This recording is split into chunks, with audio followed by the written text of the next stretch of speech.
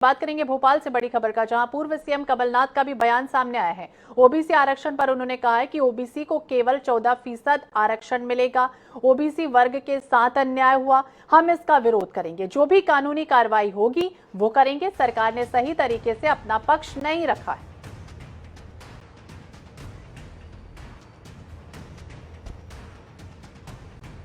कमलनाथ हमारे साथ बात करने के लिए मौजूद है। सर, जिस तरीके से आरक्षण को लेकर सर मसला निकलकर सामने आया, सुप्रीम कोर्ट ने कहा है कि 50% से ज्यादा जो है ओबीसी आरक्षण नहीं होना चाहिए, क्या कहना चाहेंगे सर? ये 50% से ज्यादा नहीं होना चाहिए, ये मैं मानता हूँ अन्याय है। इसका मतलब ओबीसी को केवल 14% मिलेगा।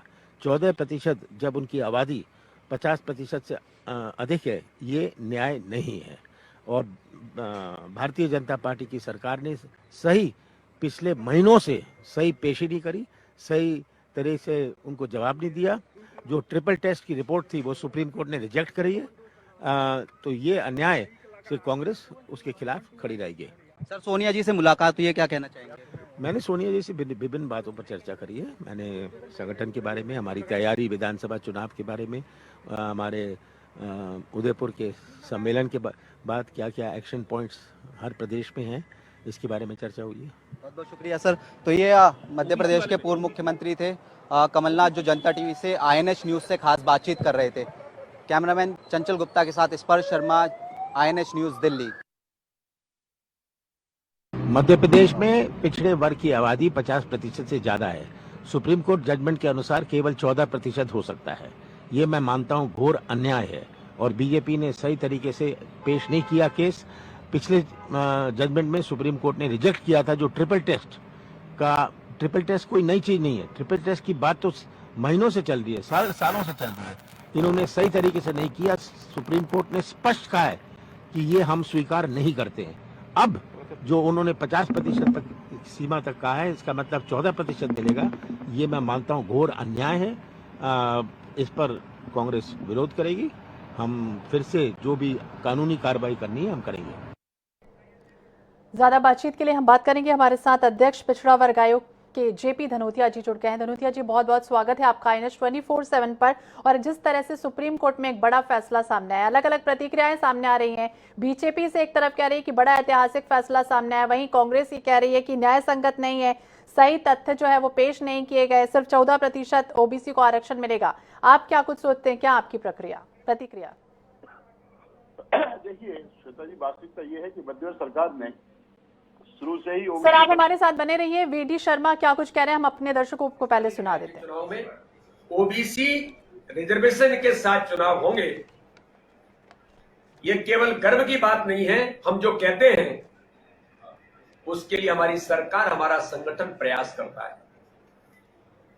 और आज ये साफ हो गया मध्य प्रदेश के अंदर, जो हम लोग लगातार इस बात को कह रहे थे कि कांग्रेस किस प्रकार से इस चुनाव को बाधित कर रही थी, कांग्रेस ने इस चुनाव को किस प्रकार से रोकने का प्रयास किया था, ओबीसी समाज वर्ग को अवसर न मिले कैसे कांग्रेस प्रयास कर रही थी। उनके वकीलों ने जो जो किया था सुप्रीम कोर्ट के अंदर और माननीय उच्च न्यायालय के अंदर, आज मैं गर्व से कह सकता हूं कि हमारी सरकार ने जो एक अथक प्रयास किए थे, माननीय मुख्यमंत्री जी से लेकर के हमारा ओबीसी कमीशन और हमारे नेतृत्व ने जो एक ऐतिहासिक कदम उठाया, आज मध्य प्रदेश के अंदर जो चुनाव ओबीसी वर्ग को रिजर्वेशन के साथ होंगे, उनको अवसर मिलेगा।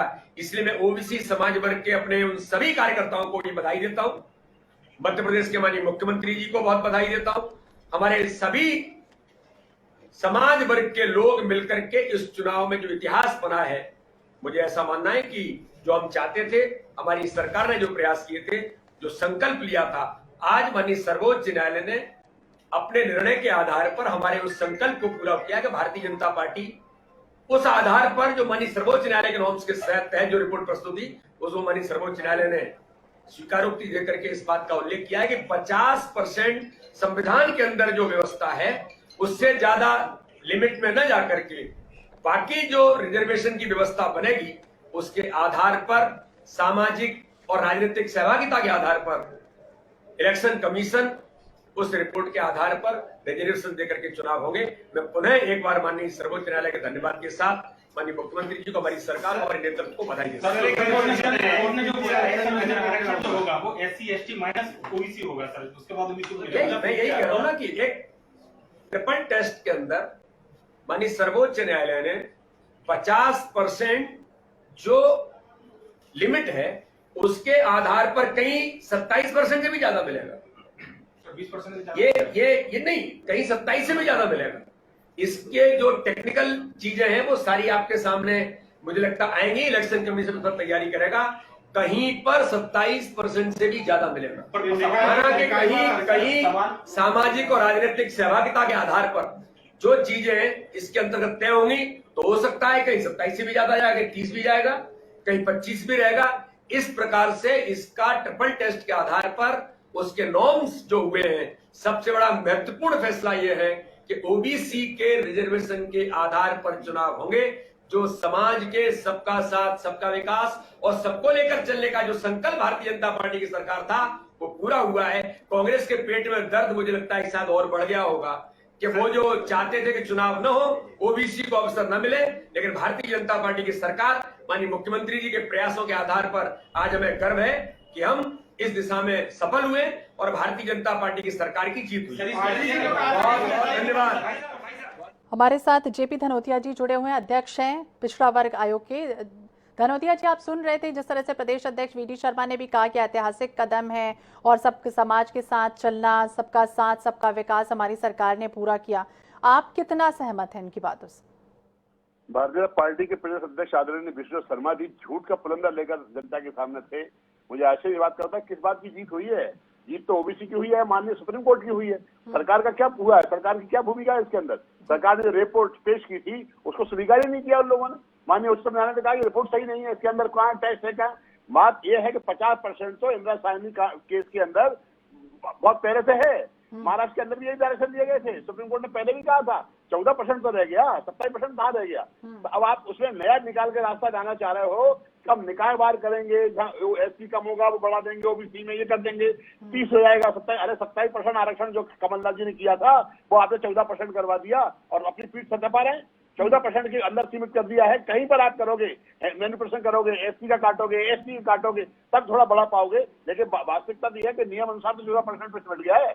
14% के तो सिमटने के बाद भी अपनी पीठ थपथपा रहे हो, तारीखों को मान रहे हो। ऐसी ताज्जुब होता है, शर्म की बात है, दुख की बात है बहुत ज्यादा। ये भी उन्होंने कहा कि कई जगह हो सकता है कि 27% से ज्यादा मिले।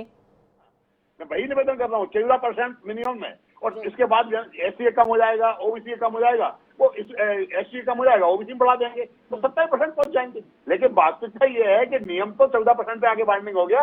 अगर मान लो किसी जगह पर एससी भी है, एससी भी है, फिर क्या बचेगा? 14% ही बचेगा ना। तो 14% तो कम करा दिया ना आपने। 27% कमलनाथ जी सरकार ने किया था, आपने उसे 14% में रुकवा दिया। ये तो माननीय उच्चतम न्यायालय ने दिया है। भारतीय जनता पार्टी तो कुछ कर ही नहीं पाई।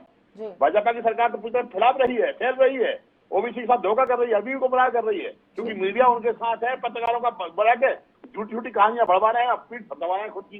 वास्तविकता है कि उन्होंने धोखा किया है, जनता के साथ धोखा किया है और 27% में जो आरक्षण था वो 14% में खड़ा कर दिया है। लेकिन वो तो कहते हुए नजर आए कि कांग्रेस तो बाधित करती रही है इलेक्शन को, चुनाव को। ओबीसी वर्ग के साथ वो खड़े हैं, कांग्रेस जो चाहती थी वो हो नहीं पाया, इसलिए उनके पेट में दर्द हो रहा है। आप बताइए अध्यादेश कौन लाया था? महामहिम तो 2020 में अध्यादेश कौन लाया था? हम जो 21 में जो 19 की जगह 14 पे किया जाए, कौन लाया था? ये वही लेके आए थे। अध्यादेश गलत था तो बाद में विड्रॉ भी कर दिया था, इन्होंने किया था ना। तो इनके द्वारा किए गए कारनामों को ये कांग्रेस पार्टी को बदनाम करने की कोशिश कर रहे हैं। आदरणीय कमलनाथ जी ने 27% आरक्षण दिया था, हम उस बात पे कायम है। हमारी पार्टी आज भी इस बात पे है कि हम 27% के आरक्षण अपने लोगों को देंगे। लेकिन भारतीय जनता पार्टी सिर्फ अपनी पीठ थपथपा रही है, वास्तविकता कुछ और है। भारतीय जनता पार्टी के द्वारा इसमें कोई जीत वाली बात नहीं है और निश्चित रूप से ये उनकी हार है कि जनता का धोखा है। ये तो माननीय उच्चतम न्यायालय ने जो निर्णय दिया वो स्वागत योग है। उठा भाई। सर, आप हमारे साथ बने रहिए। हमारे साथ बीजेपी के प्रदेश मंत्री रजनीश अग्रवाल जी भी जुड़ गए हैं। रजनीश जी, बहुत बहुत स्वागत है आपका INS 24/7 पर। जिस तरह से बात करें, ओबीसी आरक्षण को लेकर एक बड़ा फैसला सामने आया। हमारे साथ पिछड़ा वर्ग आयोग के अध्यक्ष जेपी धनोतिया जी भी जुड़े हुए हैं। उनका ये कहना है कि सरकार की इसमें क्या भूमिका रही है, आप क्या कुछ कहेंगे इस पर? सरकार ही मॉडिफिकेशन एप्लीकेशन लेके गई थी, सरकार की ही पिछड़ा वर्ग आयोग ने तैयारी की थी, सरकार की ओर से वकील प्रस्तुत हुए थे, सरकार के ही मुख्यमंत्री शिवराज सिंह चौहान जी, नरोत्तम मिश्रा जी और भूपेंद्र सिंह जी ने पूरी एक्सरसाइज करवाई थी। सरकार के ही अफसरान ने सरकार के ही कहने पर बाकी होमवर्क किया था। सरकार की जीत, भारतीय जनता पार्टी सरकार की जीत, मुख्यमंत्री शिवराज जी की जीत और उनकी पूरी टीम की जीत है। हमारी मंशा बिल्कुल स्पष्ट थी, नियत साफ थी, इसीलिए हमने जो चाहा वो पाया और ओबीसी वर्ग को न्याय दिलाने का काम किया। वरना महाराष्ट्र में तो कांग्रेस सरकार में है, उनके समर्थन से सरकार चल रही, इनके मंत्री भी हैं, ये हार गए वहां और ये जो वादा करते थे वो वहां नहीं निभा पाए। यहाँ भी कमलनाथ जी ने कागजी सिगुफाबाजी करने का काम किया था, कोर्ट में स्टे लगने दिया था, अपना वकील भी खड़ा नहीं किया था और बाद में जब मध्य प्रदेश में भाजपा की सरकार आई, आरक्षण दिया तो रोटेशन के नाम पर रुकवाने का काम इन्हीं के वकीलों ने, इन्हीं के नेताओं ने काम किया था और वो सबको पता है, ऑन रिकॉर्ड है। सुप्रीम कोर्ट के ऑर्डर्स में तमाम प्रकार की बातें लिखी हुई हैं, जिस प्रकार से कांग्रेस के वकील और कांग्रेस के नेता प्रस्तुत हुए धनोपिया थे। जी, आप सुन रहे हैं, आपका काउंटर, आप कुछ कहेंगे? नियत साफ थी, जो न्याय है वो ओबीसी को मिला है। आप तो ये पूछिए रजनीश अग्रवाल जी से कि जहाँ एससी और एसटी के लोग पूरे हैं और 14% से ज्यादा दिलाने की हैसियत है क्या इनकी? यहाँ पर एससी का भी है और एसटी का भी दर्शन भी है, वहाँ ओबीसी कितना दिला पाएंगे? जी रजनीश जी, आप सुन रहे हैं? संविधान के दायरे में, संविधान की इच्छा से और ओबीसी को न्याय निश्चित तौर पर मिलेगा, पूरा मिलेगा, पक्का मिलेगा। कांग्रेस की सरकार ने तो धोखा दिया, ठगने का काम किया। हम संविधान की मंशा पूरी करेंगे, सुप्रीम कोर्ट के जो ऑर्डर है ओबीसी के हित में, ओबीसी के हक में, वो निभाने का काम करेंगे। ये देखेंगे, देखते रह जाएंगे और ओबीसी वर्ग भारतीय जनता पार्टी का आभारी है और भारतीय जनता पार्टी ओबीसी वर्ग के लिए सदा उनके हक में और हित में तत्पर है, ही रहेगी। धनोपिया जी, आप कुछ कहना चाहेंगे? रजनीश जी की बातों का जवाब कहना दें। चाहता हूँ, ये अपनी पीठ थपथपा रहे हैं जी, इनके द्वारा केस हार गए। 10 तारीख को जो ऑर्डर हुआ उसमें ये हार गए, उसके बाद मॉडिफिकेशन ऑर्डर दिया और उन्होंने कहा कि सर हम इस तरह करना चाहते हैं कि जो आपका नियम है फॉलो करेंगे 50% का, तो सुप्रीम कोर्ट ने कहा ठीक है 50% फॉलो करिए। तो जीत क्या हुई? जीत तो सुप्रीम कोर्ट की है ना, ये तो डायरेक्शन सुप्रीम कोर्ट के है, ओबीसी के हितों के हैं, क्योंकि मध्य प्रदेश 56% आजादी है ओबीसी की। ये क्या जीते हैं? 56% के अंदर के बाद में इनने तो कहा था 48% है, भारतीय उच्चतम न्यायालय का भगवान भला करे उन्होंने निर्णय दिया, ओबीसी को उनकी राहत दे दी है। लेकिन इसके बाद भी भारतीय पार्टी ने षड्यंत्र पूर्वक 27% के आरक्षण को 14% में समेटवाने का काम किया है। उसके लिए ओबीसी की जनता ने कहीं माफ नहीं करेगी और खामियाजा भारतीय जनता पार्टी को भुगतना पड़ेगा। जी रजनीश जी, कि जिस तरह से बात करें 14% आरक्षण की भी बात अब सामने आ रही है कि वो मिलेगा और 50% आरक्षण की बात सुप्रीम कोर्ट ने कही, ऐसे में किस तरह से, किस आधार पर, क्योंकि कई जगह ऐसे हैं, कई क्षेत्र ऐसे हैं जहां पर ज्यादा आबादी वाले ओबीसी वर्ग के लोग हैं, ऐसे में किस तरह से बांटेगी सरकार? क्या चुनौतियां रहेंगी अब आप लोग के सामने? देखिए, मैं कह रहा था, आप प्रश्न को दोहराने का काम केवल कर रहे हैं। मैंने बहुत स्पष्ट कहा, सरकार ने ही मॉडिफिकेशन एप्लीकेशन दायर की थी, सरकार ने ही एक्सरसाइज करके रिपोर्ट तैयार। जी तो कह रहे हैं कि पहले तो तथ्य जो थे वो सामने नहीं प्रस्तुत किए गए, ट्रिपल टेस्ट की जो शर्तें थी वो पूरी नहीं की गई, कोर्ट ने खुद कहा था ये सारी चीजें। कहने से कोर्ट का ऑर्डर नहीं बदल जाएगा, धनोपिया जी के कहने से मॉडिफिकेशन एप्लीकेशन की सत्यता नहीं बदल जाएगी, धनोपिया जी के कहने से ओबीसी वर्ग के लिए आज भाजपा की सरकार ने जो निर्णय पाया है वो बदल थोड़ी जाएगा। ये सच्चाई, ये ऑन रिकॉर्ड है। अब कांग्रेस के पास में बौखलाने के अलावा कुछ बचा नहीं, क्योंकि इन्होंने ओबीसी के लिए कुछ किया नहीं। मैं तो महाराष्ट्र का उदाहरण दे रहा हूँ, जहाँ कांग्रेस सरकार में है, समर्थन में है, वहां तो ओबीसी को आरक्षण ये नहीं दिला पाए। मध्य प्रदेश की भाजपा सरकार ने क्यों दिलाया? सुप्रीम कोर्ट वही है, एक ही है, सारी चीजें बातें वही हैं, फिर यहाँ ट्रिपल टेस्ट की बात वही है, फिर मध्य प्रदेश की सरकार। अध्यक्ष पिछड़ा वर्ग आयोग के जेपी धनोपिया जी, उनका ये कहना है, वो तो कांग्रेस के नहीं है, वो तो कह रहे हैं कि वो जो है सरकार की इसमें क्या भूमिका रही है? सरकार ही तो एप्लीकेशन लेके गई थी जी। हाँ, सरकार ने रिपोर्ट तैयार किसने की? रिपोर्ट सबमिट किसने की? जी एप्लीकेशन। धनोपिया जी, आप सुन रहे हैं? ऑर्डर किसके खिलाफ हुआ था? पूछे 10 तारीख को 10वीं ऑर्डर आया, वो सरकार के खिलाफ हुआ, इसे सरकार को करना पड़ा। सरकार भी करेगी और कौन करेगा? जी, सरकार को करना था नोटिफिकेशन के लिए, तो उसके बाद जीत क्या हुई? जी, तो जेपी धनोपिया जी हमारे साथ जुड़े थे, अध्यक्ष पिछड़ा वर्ग आयोग से, और रजनीश अग्रवाल जी जुड़े हुए थे प्रदेश महामंत्री भाजपा से। बहुत बहुत शुक्रिया बातचीत करने का आप दोनों का ही। और ओबीसी मामला जो चल रहा है, ओबीसी आरक्षण को लेकर अब सुप्रीम सुनवाई खासतौर से हो चुकी है और ये कहा गया है कि अब ओबीसी आरक्षण के साथ ही पंचायत चुनाव और नगरीय निकाय चुनाव होना और अपने अपने प्रक्रिया प्रतिक्रिया सबकी सामने आ रही है।